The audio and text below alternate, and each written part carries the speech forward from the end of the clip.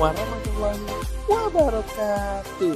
Jumpa lagi di channel Miu Miu Miu Miu Miu Miu. Alhamdulillah, apa kabar teman-teman? Pastinya sehat-sehat selalu ya. Jangan lupa selalu mencuci tangan, menjaga jarak, dan menggunakan masker. Lalu makan makanan yang bergizi. Nah, hari ini kita akan belajar tentang tanah liat. Ya, kita akan membuat sesuatu dari tanah liat. Nah, sebelum kita mulai belajar, ada baiknya kita berdoa terlebih dahulu. Berdoa menurut agama dan kepercayaannya masing-masing. Dimulai. Selesai. Alhamdulillah. Nah, sebelum kita mulai belajar, ada baiknya kalian bantu Miu subscribe channel ini ya. Nah, hari ini kita nih akan belajar tentang tema 4, subtema 3, pembelajaran ketiga. Seperti biasa, ini dibuat oleh SDN Wijaya Kusuma.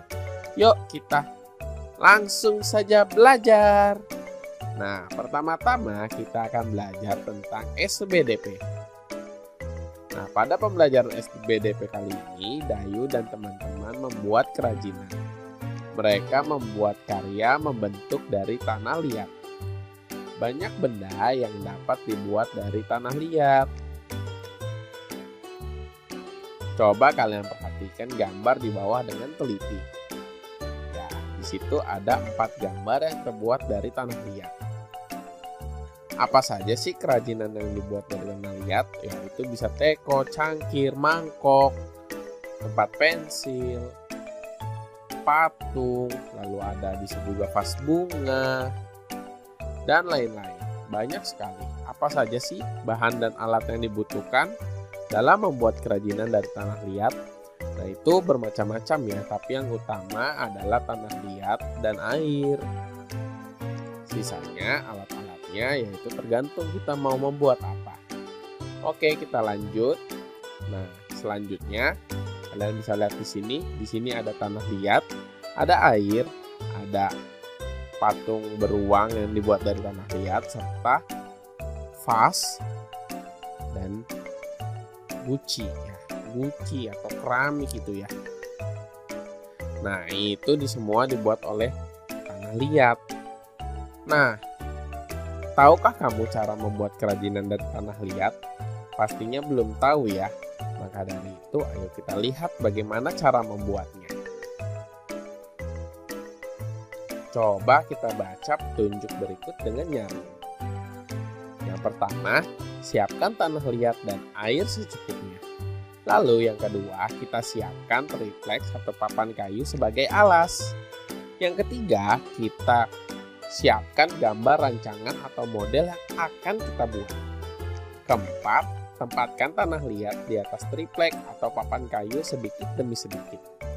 Pijat-pijat bahan tersebut atau tanah liat tersebut hingga mendekati bentuk yang diinginkan. Tambahkan juga bahan jika kurang. Sebaliknya, kurangi bahan jika berlebih. Sempurnakan bentuk dengan alat bantu.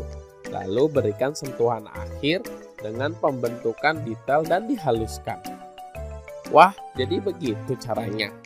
Coba kita lihat video berikut ya. Iya.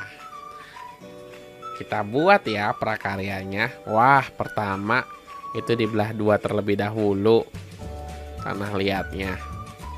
Yang satu disimpan. Kita gunakan dulu ini. Wah, itu sedang dipijat-pijat tanah liatnya. Kalau tanah liatnya terlalu keras, kalian bisa menggunakan tambahan air ya. Nah, jangan lupa. Wah, ini sedang membuat apa ya?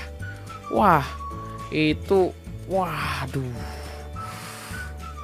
itu kayak tabung. Sebentar kita mau lihat dia mau membuat apa. Wah, rapi sekali. Sepertinya sudah terbiasa. Wah, kok dibolongin? Oh, Miu tahu nih. Mau bikin mangkok nih kayaknya nih. Buat Miu makan Whiskas. Wah, iya. Wah, teman-teman, hebat sekali ya dia ya. Bisa membuatnya dengan begitu cepat.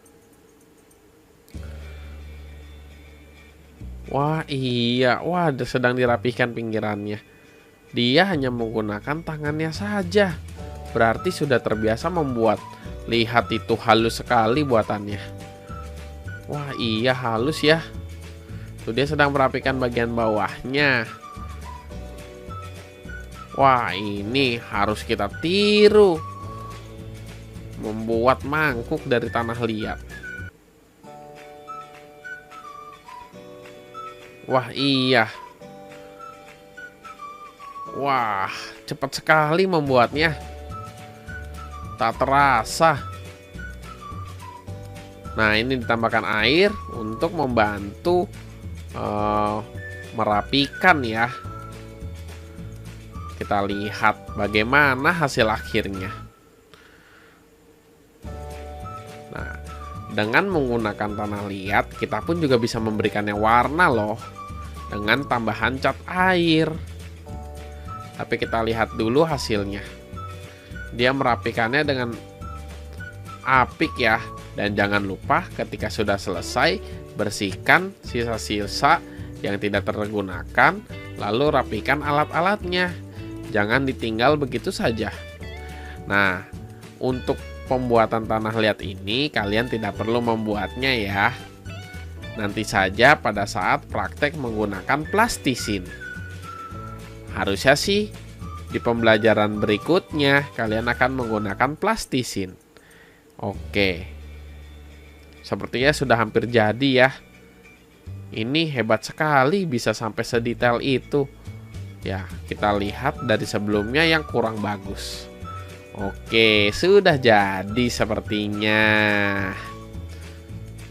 Wow. Nah, setelah kalian melihat video barusan, ternyata Dayu dan teman-teman telah selesai membuat kerajinan dari tanah liat. Lalu yang kedua, matematika. Pada matematika kali ini, kita coba lihat ya. Ternyata si Dayu membuat kerajinan berupa vas bunga. Vas bunga yang dibuat oleh Dayu berbentuk prisma. Prisma merupakan contoh bangun ruang. Nah, itu kalian bisa lihat prisma ya. Itu namanya adalah prisma segitiga. Pasti masih ingat ya dengan ruas-ruas garis pada bangun ruang. Nah, kita coba lihat apa sih yang dimaksud dengan ruas-ruas garis pada prisma. Ini adalah gambar prisma. Prisma segitiga ABC DEF. Yang dimaksud dengan ruas garis adalah garis dari huruf ke huruf. Contoh, pada prisma segitiga di atas terdapat ruas garis AB. Lalu ada BC, ada AC, DE, EF, DF, AD, BE, CF. Ya, itu adalah ruas garisnya. Jadi ada berapa ruas garisnya? AB 1, 2, 3, 4, 5, 6, 7, 8, 9. Ada 9 ruas garis. Nah, di sini kalian coba kerjakan tugas ini ya. Kalian hitung ada berapa ruas garis. Lalu kalian tunjukkan garis-garisnya. Contoh nomor 1.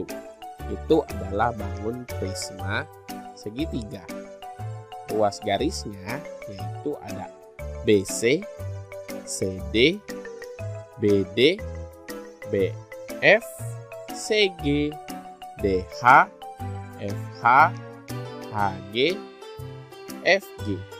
Nah, itu ternyata ada 9. Nah, sisanya coba kalian kerjakan ya. Yang nomor 2 itu namanya adalah 5 segi 4. Nomor 3 adalah 5 segitiga. Nomor 4 adalah 5 segi 5, dan nomor 5 adalah prisma segi 5. Oke, kita lanjut ya.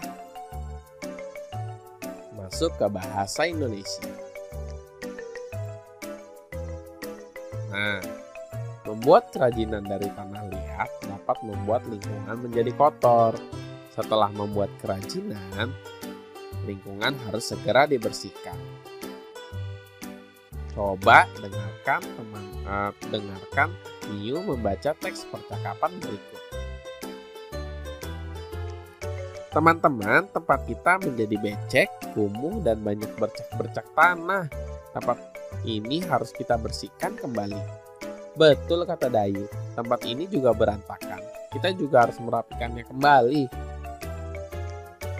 Nah, dari teks berikut, coba kalian jawab tugas ini sebagai tugas kedua. Tadi kan sudah matematika, sekarang tugas ini menjadi tugas kedua. Nah, apa isi pembicaraan Dayu dan teman-teman? Nomor 2, tempat Dayu dan teman-teman membuat kerajinan menjadi kotor. Apa yang akan mereka lakukan? Nomor 3, apa yang kamu lakukan jika kamu menjadi salah satu teman Dayu di tempat membuat kerajinan itu? Nomor 4, apakah kamu setuju dengan sikap Dayu dan teman-teman? Dan nomor 5, apa yang akan terjadi jika tempat membuat kerajinan yang kotor dibiarkan? Ini ada di buku tema 4 halaman 124 dan 125. Nah, setelah ini kita akan mengisi teka-teki silang berikut ya. Kalian lihat, ada 1 mendatar 5 huruf. Ada 2 menurun 6 huruf dan ada 3 menurun 5 huruf. Yang mendatar, tempat yang berair. Tempat yang berair berarti becek. Becek. Oke. Nomor 2 yang menurun yaitu noda atau kotoran berupa bintik-bintik kecil, yaitu adalah bercak. Ya, 2 menurun bercak. Nomor 3 kotor dan tercemar, artinya kumuh. Ya, kumuh. Oke, kalian sudah pintar bisa menjawabnya. Oke, kita lanjut. Coba kalian baca teks berikut dengan nyaring ya, tapi Miu akan bantu untuk membacakannya. Tempat yang kumuh dan becek harus dibersihkan. Tempat yang kumuh dan becek harus dibersihkan. Tempat kumuh membuat lingkungan bau. Bau tidak enak akan membuat tempat tidak nyaman. Udara di sekitar menjadi tercemar. Pencemaran lingkungan bisa menimbulkan penyakit. Tempat yang becek juga dapat membahayakan diri. Tempat yang becek mengandung air. Jika tidak berhati-hati saat berjalan dapat terpleset dan jatuh. Kepala bisa terbentur ke lantai. Oleh sebab itu kita harus menjaga keselamatan diri. Caranya dengan menjaga kebersihan lingkungan agar tidak kumuh dan becek. Jadi, informasi apa yang kamu peroleh dari teks tersebut? Ya banyak ya, intinya menjaga keselamatan diri. Kita lanjut ya. Coba kalian lihat gambar ini. Wah, itu sangat berantakan ya. Setelah membuat kerajinan, ternyata meja menjadi berantakan. Yang kita harus lakukan adalah membersihkannya. Nah, dari informasi tersebut, apa yang kamu peroleh? Meja berantakan, air